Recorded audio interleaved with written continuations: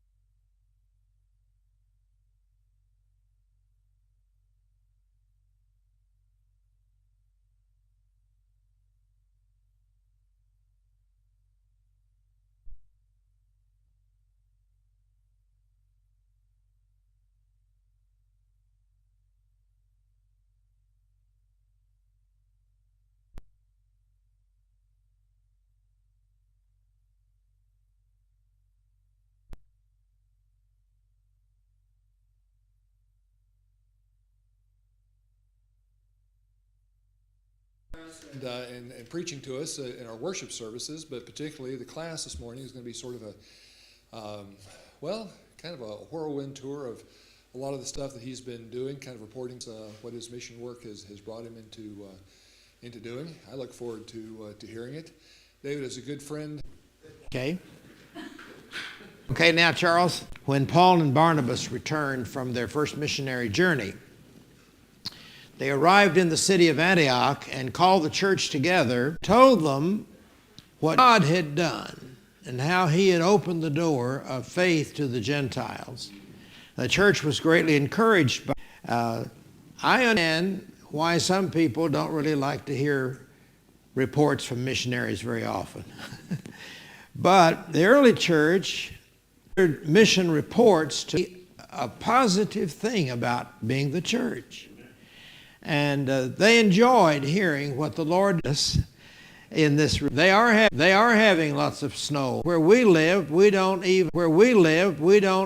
We can see what's going on in our house, and it's just clear as it can be.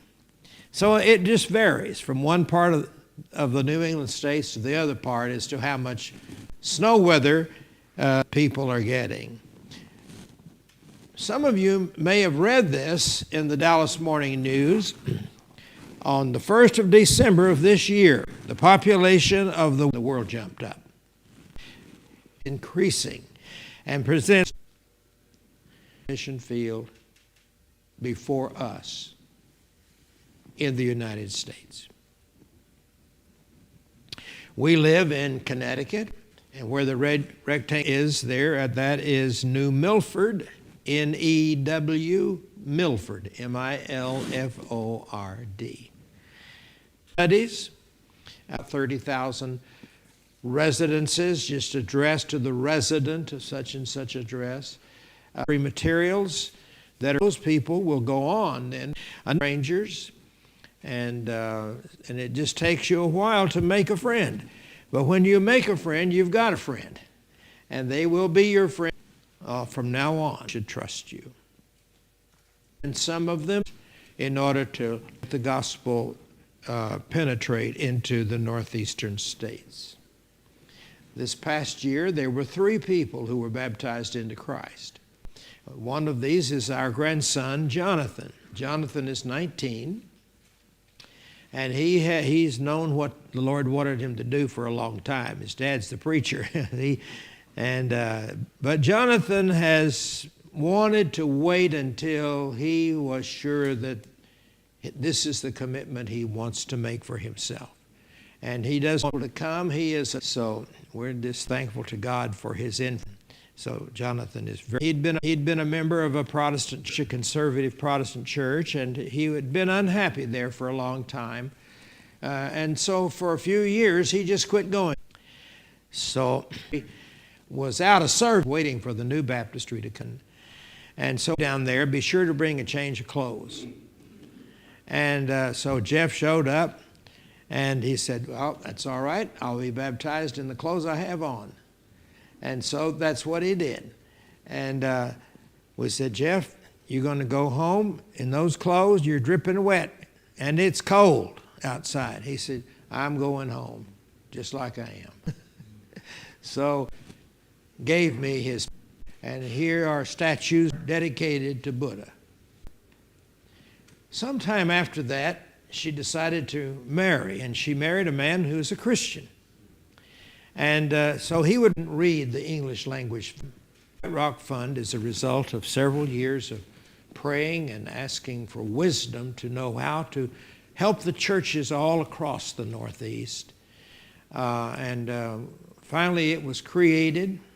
The money that Christians donate to it is invested in the support of gospel preachers is provided by those funds. And at the present time, 75 missionaries around the world receive their support from the White Rock Fund.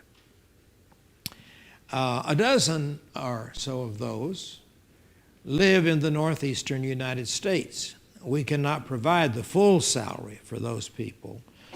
It costs a whole lot more full-time preachers.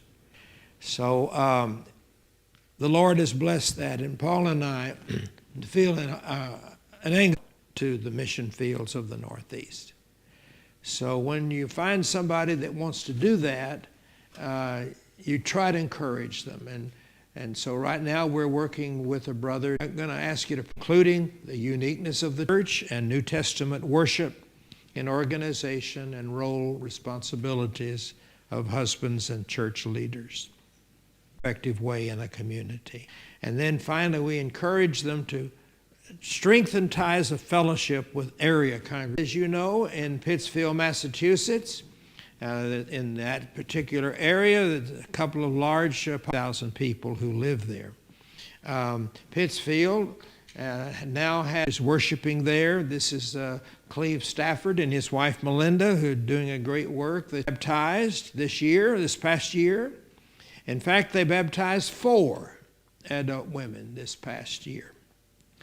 And then they've done some remodeling on the interior. Decided to move that wall over as much as they could and make it a wider area. And so they've done that, and it's a great improvement. This is Cleve baptizing one of those ladies in the local pond. Berkshire County is the county of culture, of music, of arts, and it's just a beautiful county to live in. It's wonderful scenery and all tangled and Linfield in Berkshire County. So the church is growing. On Sunday mornings they're running around 20, something like that. And they have some new people that have moved in. My mother's been praying for me to come back to church, and that's what I want to do. So he was restored and is worshiping with them. And they have another lady that showed up one Sunday just recently, and she said, I am an immigrant from Ghana, and I'm a member of one of the men who has been quite a contractor to help them with various things, has finally decided that he would like to study. So Cleve and Melinda are very pleased, and Melinda's conducted to a much wider area to visit with a small congregation that is receiving support for its preacher in Augusta, Maine. Augusta, but they are there every time, every week. And his son is the only little boy in the congregation. And of course, parents want their kids to grow up in the United States Navy. And Nathaniel Hios is their preacher. They have around 60 or so on Sunday morning and are reaching out into the community. But Poughkeepsie is the county seat. The county is Dutchess. And we have a few years, but they haven't had a preacher. And this is Drew Robinson, who is ready to go there and raising support right now, even as we speak, to be able to move there very soon. Drew and his wife are a biracial couple, and they will fit in great with this congregation. This congregation is predominantly African American, but it also has Caucasian members and Hispanic working together, serving the Lord together. And this preacher, Drew and Sandy went there. There's a church in North Bronx, New York City. They have about 100 or more every Sunday morning, and all of the members of this church are from Ghana. They are Ghanaian native language, and we went down and visited with them one Sunday morning. And what a treat that was. They're so warm and friendly. And the preacher, his name is Paul Opong, and he preaches on the radio. His radio programs are very plain, down to earth, fundamental, straight out of the Bible. And they're aired in various cities of America that have large Ghanaian populations. And they're also aired in Ghana. A denominational group a few years ago that you see here, Paul Cowles, has been invited by and already some of them have said, so that's encouraging, and they're going to be sending out Christ for Today into their area as well. Paul and I are on our way to the Freed Hardeman lectures this week, this coming Sunday, and we're going to try to get a booth there to have a display on the White Rock Fund and the work that's being done around the world. And Paul Park Linscomb created this wonderful little brochure on the fund. It hasn't been printed yet, but I brought you a few copies off of my home printer, and they're sitting on the table back there at the back. I just end up by saying that it's a blessing, this work. And this is the work you do. Every baptism is a result of work you've done, prayers you've prayed, money you've contributed, and everything that's happened. That's all I wanted to say. Does anybody have any questions or anything? That all sounds so good, but do you have any information on the number of people who are leaving the church and why? No, I don't. That's, Well, but it's not a good picture. That's a struggle.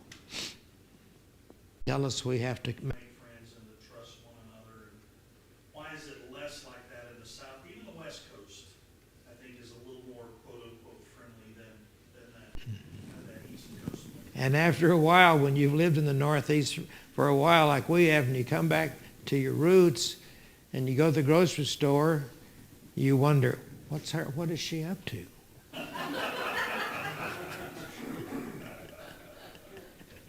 Park? Well, my observation, they're usually friends for life because they really invest in you. One of the things that I've observed is that as a preacher, if you go there and you say something to the effect of, that's what Others to go and encourage you guys to be partners in this work.